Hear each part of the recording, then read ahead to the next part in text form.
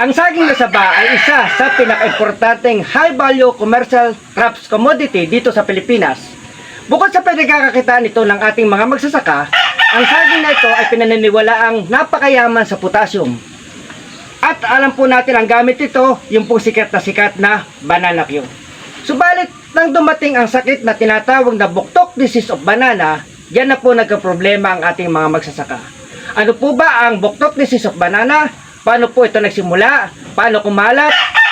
Paano naka-epekto sa ating mga magsasaka? At ano ang po pwedeng solusyon para ma-prevent ang sakit na ito? Talakayin natin. Buktok disease of banana ay isang uri ng sakit ng saging na karaniwan ay nakikita sa saging na saba, kung saan ang bunga nito ay nagkakaroon ng kulay itim sa bahaging laman ng saging at nagiging matigas kahit ito ay hinog na.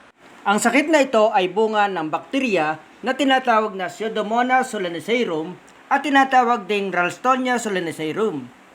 Ayon sa mga eksperto, ang sakit na ito ay naikakalat sa pamamagitan ng mga insekto, sa pamamagitan din ng mga tools tulad ng itak, asarol, pala at iba pa. Ang bakteryang ito ay nabubuhay sa lupa at naikakalat ng mga tao at iba pang mga hayop sa paglilipat-lipat o movement nila. Ang sakit na halaman ay hindi kakikitaan ng gaanong simptomas. Mukha siyang malusog at maberde ang dahon. Subalit ang mapapansin kapag nagsimula ng lumabas ang puso at namulaklak na, ang talukap o bracts nito ay hindi na gaanong nanlalaglag. Ang tangkay ng bunga ay nangingitim, nanunuyo at kung minsan ay baluktot. Makikita ang impeksyon kapag hinati ang bunga at tangkay. Doon na makikita ang pangingitim o kayumangging kulay sa loob ng bunga. Naantala ang kanyang pagkahinog at nagiging matigas pa. Kaya kapag ito ay dinala sa pamilihan, ay tinatanggihan na ng mga mamimili at hindi na maipagbili na nakaapekto sa kabuhayan ng mga banana farmers. Hindi lahat ng saging ay apektado ng sakit.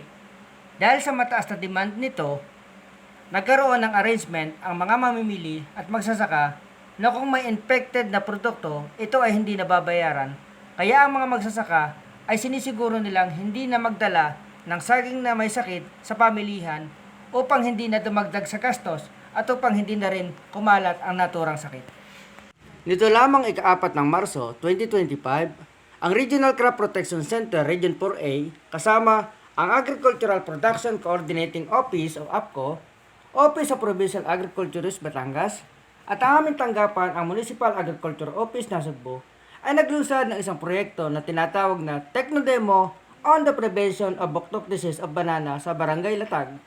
Nagkaroon po ng 4 na farmer cooperator upang magsagawa ng pamamaraan sa pamamagitan ng bagging o pagbabalot gamit ang bagging pool at mga sako na provided ng RCPC. Mga magsasaka ay tinuruan din ng tamang pamamahala sa sakit tulad ng quarantine measures, disinfection at iba pa. Ang bagging o paglalagay ng sako kapag lumabas na ang mga puso ng saging, kapag hindi pa bumubuka ang talukap o bract at hindi pa rin lumalabas ang mga bulaklak, ito na yung pagkakataon na dapat nang ibaging ang mga puso upang hindi na madapuan pa ang mga bulaklak ng mga insekto na nagtatransmit ng bakterya na nagiging dahilan ng sakit na buktok. Muli, ito po si Terry Castillo para na naman sa isang segment ng SPAN, simple, praktikal at natural na pamaraan sa larangan ng agrikultura.